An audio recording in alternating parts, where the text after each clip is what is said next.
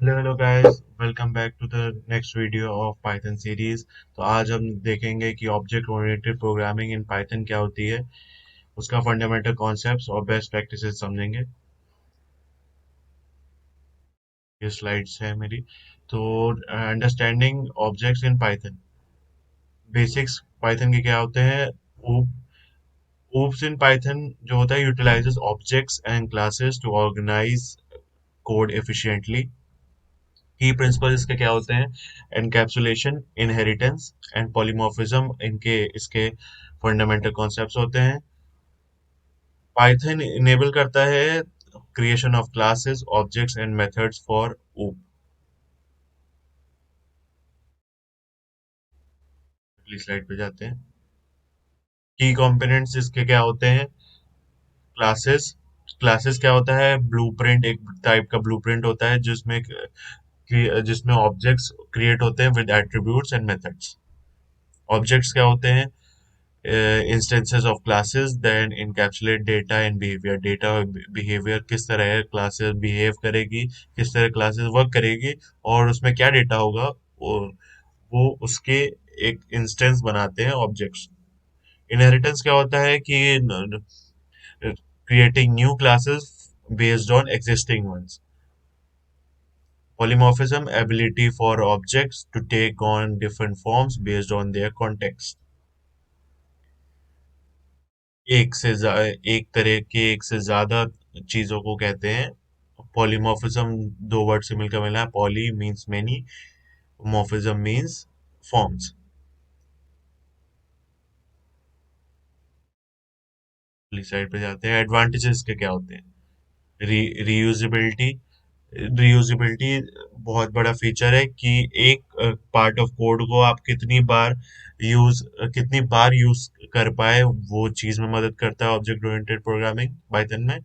Modularity, कि उसका जो भी अपडेट्स हैं उसके कोड को मेंटेन करने और फैसिलिटेट करने के लिए यूज होते हैं। फ्लेक्सिबिलिटी होता है कि आपको बेसिकली पॉलीमॉर्फिज्म जो इनेबल करता है कि फ्लेक्सिबल और डायनेमिक कोड हो, जिससे आप अपनी रिक्वायरमेंट के हिसाब से आप अपना प्रोग्राम लिख सकें। स्केलेबिलिटी, स्केलेबिलिटी एक बहुत ज़रूरी है कि OOP support the development of large and complex application, fostering scalability and robustness। robustness आपकी कितना वो रोबस्ट है।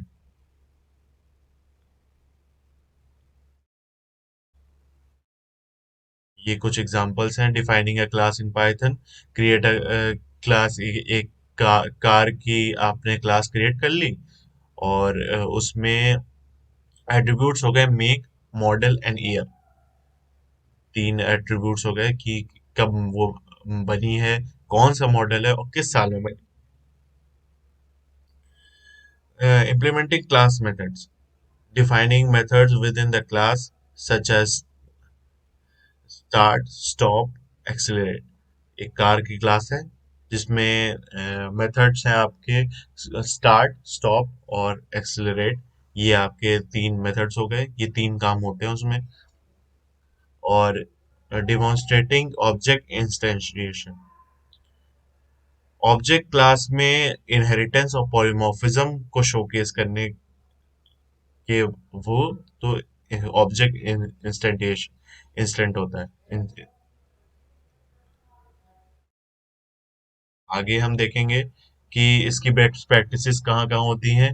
नेमिंग कन्वेंशंस, कहीं आप जो भी आप कोड में नाम और क्लास, किसी क्लास का नाम, किसी मेथड का नाम आप दे रहे हैं, उसमें बेस्ट अप्लाई होता है।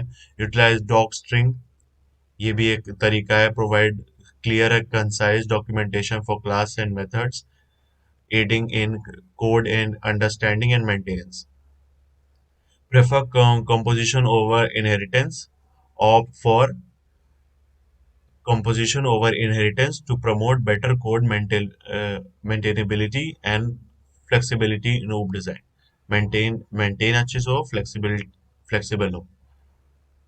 डिजाइन पैटर्न्स, कई तरह के आप बढ़िया डिजाइन पैटर्न्स आप ऊप्स हमारे सॉल्व करता है। ओवरऑल कोड का स्ट्रक्चर आपको बढ़िया करके देता है एकदम से।